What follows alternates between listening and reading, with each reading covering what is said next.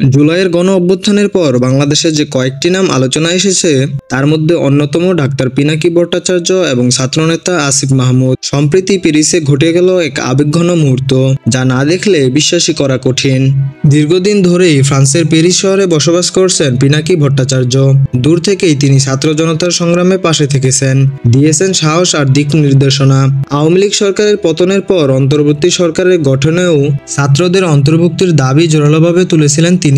অন্যদিকে তরুণদের অনুপ্রেরণা হয়ে উঠেছেন ছাত্রনেতা আসিফ মাহমুদ। তিনি এখন অন্তর্বর্তী সরকারের যুব ও ক্রীড়া উপদেষ্টা। তবে তার কাছে পিনাকি ভট্টাচার্য শুধু একজন প্রবাসী রাজনীতিক নন, বরং অভিভাবকের মতো।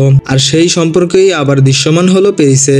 যখন আসিফ মাহমুদ দেখা করতে গেলেন পিনাকি ভট্টাচার্যের সঙ্গে, তখন আবেগে ভেঙে পড়েন পিনাকি।